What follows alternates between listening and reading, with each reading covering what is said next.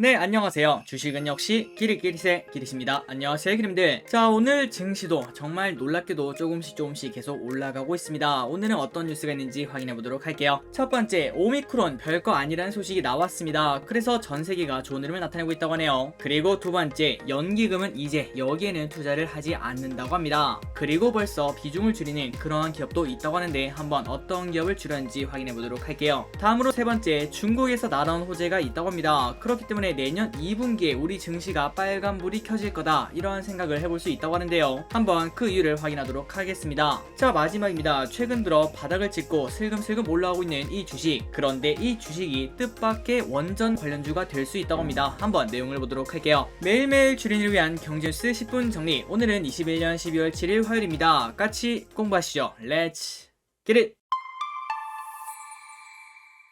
자, 여러분들, 오늘도 이렇게 같이 공부하러 오셔서 진심으로 감사드리고, 그리고 들어가기 앞서 좋아요 누르시면 저 기리시 이렇게 열심히 공부하는데 매우 큰 힘이 됩니다. 정말 감사합니다. 어젯밤 뉴스를 확인하도록 하겠습니다. 중국 베이징 올림픽 외교적 보이콧을 공식화했다고 하네요. 자, 며칠 전부터 나왔던 그 이야기죠. 미국이 중국의 인권 상황을 문제 삼아 베이징 동계올림픽의 외교적 보이콧을 공식화했다고 합니다. 그러니까 선수단만 파견한다고 볼 수 있겠죠. 자, 이러한 소식이 나오면은 또 미중 갈등이 조금 심화되는 거 아닌가, 이러한 걱정을 해볼 수밖에 없을 것 같습니다. 서로서로 기싸움은 좋은데 우리나라에는 큰 영향이 없었으면 좋겠네요. 그리고 다음입니다. 뉴욕 증시 오미크론 우려 완화의 상승 마감. 어제 뉴욕 증시가 큰 폭으로 올랐습니다. 오미크론 변종 바이러스가 그렇게 심각하지 않다, 이러한 소식이 나오며 증시는 상승 마감을 했다고 하네요. 그런데 그 와중에 이러한 소식도 나왔습니다. 월스트리트 저널은 미국 중앙은행 페드가 자산 매입 축소, 테이퍼링 속도를 높여서 내년 3월까지 종료하는 것을 다음 주에 발표할 예정이라고 합니다. 자, 테이퍼링 속도를 이렇게 빠르게 한다는 것은 지금 현재 인플레가 충분한 위험이 될 수 있다, 이렇게 볼 수 있다는 거고요. 그리고 플러스 이제는 금리 인상이 본격화된다, 이러한 신호로 받아들일 수 있을 것 같습니다. 하지만 이거는 이미 나와 있는 악재라고 볼 수 있기 때문에 큰 걱정은 하지 않아도 될 것 같습니다. 만약에 그때 주가가 살짝 움직인다면은 그때는 오히려 줍줍의 타이밍이다, 이렇게 볼 수도 있겠죠. 그러니 여러분들 큰 걱정하지 마시고요. 그냥 내년 봄쯤에 금리 인상할 수도 있겠구나, 이렇게 생각하시면 될 것 같습니다. 다음 뉴스입니다. 방금 전에 봤다시피 오미크론 우려가 완화가 되었다고 하는데요. 그러니까 백신주가 또 약세를 보였다고 합니다. 한번 내용을 보도록 할게요. 코로나19 오미크론 변이 바이러스에 대한 우려가 다소 진정되면서 백신 관련주가 장 초반 약세를 보이고 있습니다. 그래서 우리나라 백신주 하면은 일단 삼성 바이오로직스 그리고 SK 바이오사이언스가 있겠죠. 이 두 개 다 3% 정도 하락하며 시작을 했다고 합니다. 그리고 이는 미국도 마찬가지였습니다. 백신 관련주인 화이자가 5% 하락했고, 그 다음에 모더나도 13%나 급락을 했습니다. 내용을 조금 더 보도록 하겠습니다. 앤서니 파우치 박사는 전날 오미크론 변이에 대해서 남아프리카에서는 강한 전염성을 갖고 있다며 이것에 대해 어떤 결정적인 진술을 하기에는 너무나 이르지만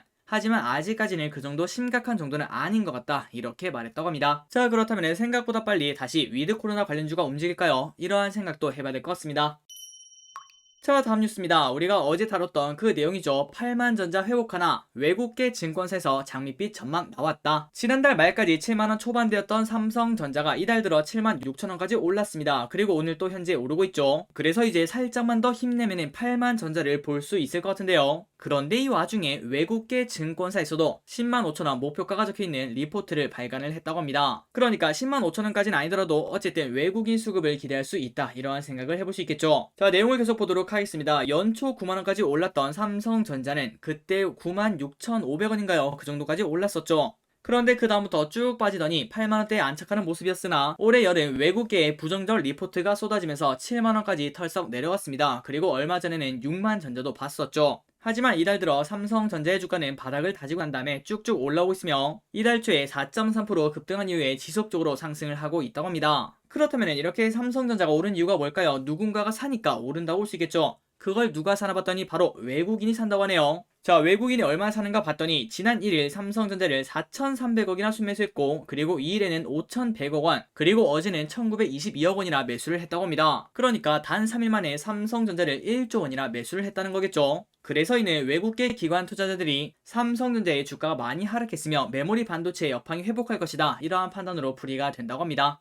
그리고 어제 우리가 확인했던 CLSA는 삼성전자의 목표 주가를 기존 84,000원에서 105,000원으로 상향 조정했고 투자 의견은 매수로 높였다고 합니다. 그리고 이렇게 목표가를 올린 이유는 바로 이거죠. 메모리 침체는 예상보다 짧고 얕은 수준일 수 있다며 최근 들어 메모리 회복 관련 초기 징후가 나타나고 있다. 그렇기 때문에 이제부터는 삼성전자 주가가 올라갈 것이다. 이렇게 이야기를 하고 있다고 합니다. 자, 우리나라의 삼성전자 주주분들이 500만이 넘는다고 하죠. 그러니까 그 말을 이렇게 말할 수 있습니다. 삼성전자만 오르면 우리나라의 10분의 1이 행복하지 않나 이러한 생각을 해볼 수 있겠네요. 그리고 12월도 벌써 3분의 1 정도가 지나가고 있습니다. 곧 크리스마스인데 산타 랠리까지는 크게 바라지도 않으니까 그냥 크리스마스 전후로 최소한 8만 전자 위에서만 놀았으면 좋겠습니다. 다음 뉴스입니다. 내년 IPO 대여 또 하나 대기를 하고 있다고 합니다. 현대 엔지니어링 코스피 상장 본격 시동. 내년 IPO 대여로 꼽히는 현대 엔지니어링이 본격적으로 상장의 속도를 낼 전망이라고 합니다. 7일 금융투자업계에 따르면 현대 엔지니어링은 전날 한국거래소의 유가증권시장 상장 예비심사를 통과했다고 밝혔는데요. 그래서 주관사는 어딘가 봤더니 미래셋증권, KB증권, 골드만삭스이며 회사는 주관사 그룹과 향후 일정 및 내용을 조율한 뒤에 증권신고서를 제출하고 본격적인 공모 절차를 밟을 계획이라고 합니다. 참고로 현대 엔지니어링은 플랜트, 인프라산업, 건축주택 이러한 분야에서 솔루션을 제공하고 있으며 자산관리 사업과 탄소제로 및 수소 생산 관련 그린 인바이러먼트 앤 에너지 사업도 추진을 하고 있다고 합니다. 자, 현대 엔지니어링도 내년에 우리에게 치킨을 주려고 현재 기다리고 있다고 합니다. 일단 지금까지 봤을 때 내년 상반기에는 치킨 걱정을 할 필요가 없겠네요. 다음 뉴스입니다. 국민연금 탈석탄 투자 주목 굴뚝주 비중 줄였다. 이 뉴스는 매우 중요하죠. 한번 보도록 하겠습니다. 자, 국민연금이 탈석탄 투자를 선언한 이후에 관련 종목의 보유 지분율을 줄이며 향후 ESG가 국민연금의 투자 결정에 중요한 요소로 자리매김할 것이라는 관측이 나온다고 합니다. 실제로 국민연금은 지난달 국내 증시에 상장된 기업 중 7개 종목의 보유 지분율을 1%씩 축소를 했는데요. 이 중에 눈에 띄는 게 뭔가 봤더니 HDC 현대산업개발과 국내 해운업체인 페노션을 줄였다고 합니다. 그래서 이 두 개 기업을 크게 줄인 이유가 뭔가 봤더니 석탄 채굴 그리고 발전 산업에 대한 투자 제한 전략, 이 전략 때문에 관련된 두 기업을 이렇게 비중을 줄였다고 생각을 해볼 수 있습니다. 그리고 플러스 이 두 개만 비중 축소를 한 게 아닙니다. 현대제철, 한국전력공사 그리고 고려아연 이러한 종목에도 비중을 축소를 했다고 합니다. 자, 그런 이름들 우리가 이제 투자를 할 때 소위 말하는 죄악주라는 게 있습니다. 뭐 예를 들어서 전쟁에 관련된 거, 담배에 관련된 거, 마약에 관련된 거, 그리고 플러스 방금 봤다시피 환경을 파괴하는 기업들, 이러한 기업들에게는 투자도 잘 안 들어가고 그 다음에 주식 매수도 잘 안 들어가는 그러한 현상이 계속 나타날 겁니다. 물론 그것 때문에 거기에 관련된 기업들을 전부 다 팔 수는 없겠죠. 하지만 우리가 ESG랑 조금 거리가 있는 그러한 주식을 매수할 때 이 정도는 일단 알고는 매수를 해야 된다, 이러한 생각을 해볼 수 있습니다. 그 이유는 정말 심플하게 우리나라 큰 손 중 하나인 국민연금이 사주기는커녕 오히려 팔고 있으면 주가가 올라가기가 매우 어렵다고 볼 수 있겠죠. 그러니 여러분들이 이런 부분을 그냥 조금 참고를 하시면 될 것 같습니다. 자, 다음 뉴스입니다. 오미크론 공포 떨쳐내고 반등 성공, 비트코인 5만 달러 재돌파. 자, 얼마 전 3일밖에 되지 않았죠. 그때 비트코인 엄청나게 하락했는데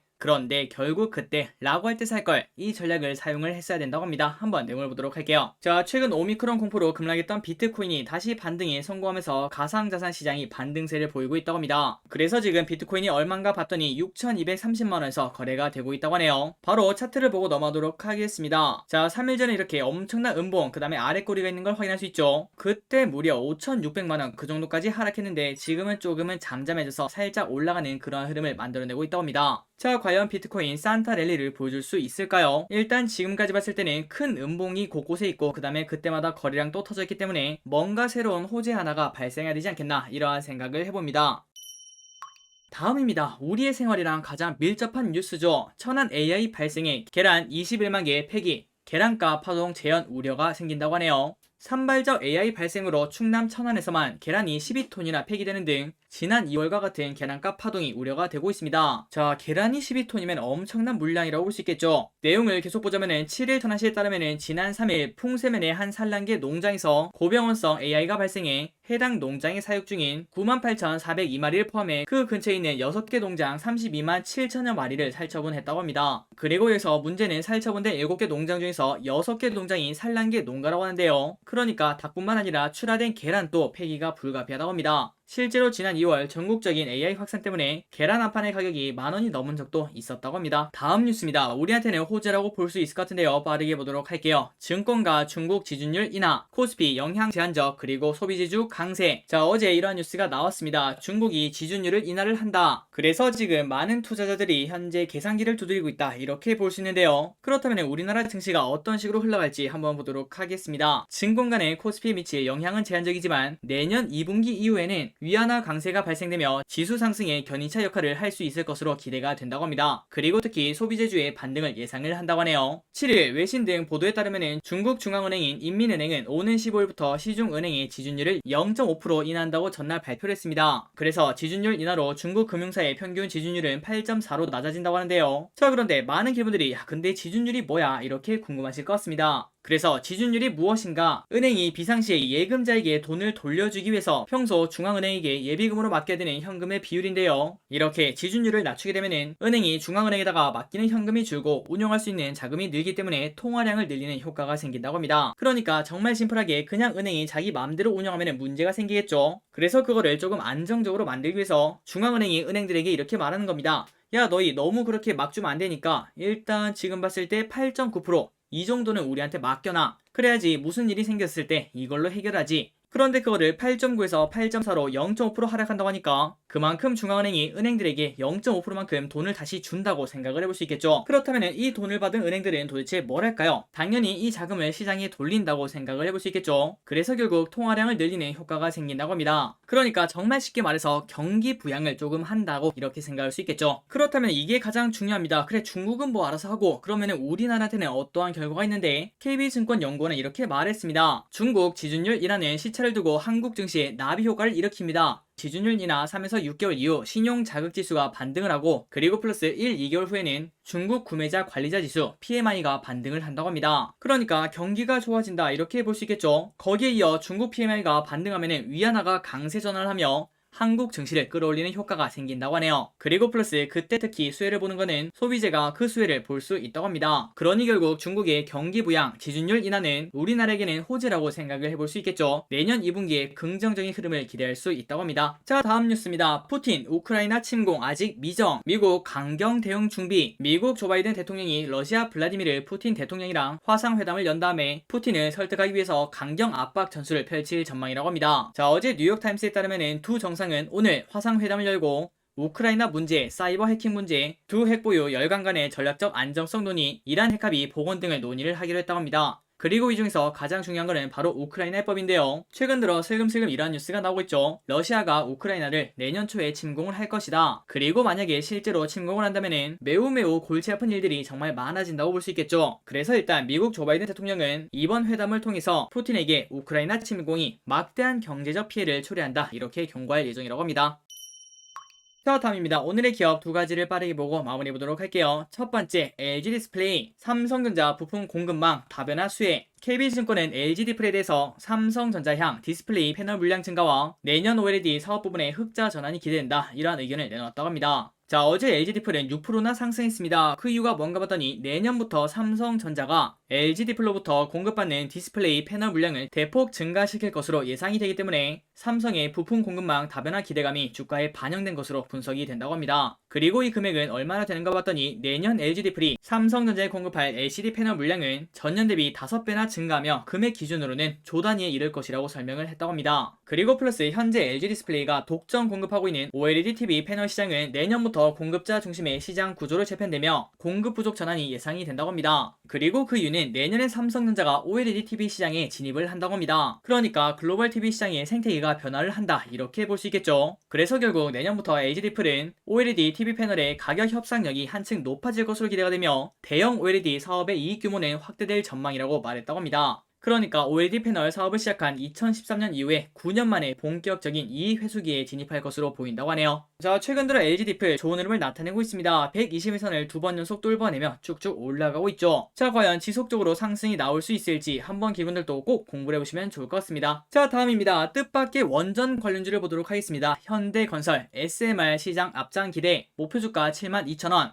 KF투자증권이 현대건설에 대해서 소형 모듈 원자로 SMR 사업 참여로 원자력 발전 분야에서 성장 기반을 마련했다 이렇게 평가를 했다고 합니다. 그래서 목표 주가는 72,000원, 투자 의견 매수를 말했다고 합니다. 자, KF투자증권에 따르면은 지난 22일 현대건설은 미국 홀테 인터내셔널과 SMR 개발 및 사업 동반 진출을 위한 협력 계약을 체결했다고 합니다. 그리고 이 내용은 상업화 모델 개발, 마케팅 입찰 참여 등 사업 공동 추진에 합의한다. 이게 내용이라고 한대요. 참고로 홀텍사의 SMR은 지역과 환경에 관계없이 배치가 가능해 대형 원전에 비해 부지 선정이 자유롭다. 이러한 특징을 가지고 있으며 캐나다 원자력위원회에 원자로 설계 예비 인허가 1단계를 통과했고 미국 원자력위원회 인허가도 진행 중이라고 합니다. 그래서 여기서 훈풍이 불어온다면 향후 현대건설의 원자력 발전 프로젝트 수주 기대감이 높아질 전망인데요. 글로벌 국가들이 탄소 중립을 위해서는 어쩔 수 없이 원자력을 확대할 수밖에 없는데 그 안에서 현대건설의 수주 기대감은 확대될 것이라고 내다봤다고 합니다. 그리고 플러스 원자력뿐만 아니라 현대건설은 국내 해상풍력 발전 시장에서 2030년 시장 점유율 25% 달성을 목표로 재생에너지 분야에서도 영역을 확대하고 있다며 서울 수도권에서 프리미엄 브랜드로 재개발 수주가 증가하고 해외에서도 성장 발판을 마련했기 때문에 조금 더 주가 상승 여력이 있다고 합니다. 자, 그래서 현대건설 목표가는 72,000원이라고 합니다. 그리고 지금 가격은 52,200원. 그러니 지금부터 40%의 상승 여력이 있다고 생각을 해볼 수 있겠죠. 물론 거기까지 무조건 가는 건 아니겠지만 그 이유에 대해서는 충분히 공부해볼 필요가 있어 보입니다. 그리고 플러스 최근 들어 슬금슬금 이렇게 올라오고 있는 걸 우리가 확인할 수 있죠. 과연 앞으로도 좋은 흐름을 보여줘서 이러한 이평선을 모두 다 뚫어내고 올라갈 수 있을지 관심있게 봐야 될 것 같습니다. 자, 오늘의 경제뉴스 여기까지 끝났습니다. 항상 이렇게 같이 공부해주셔서 진심으로 감사합니다. 지금까지 키리셨습니다. 빠이요.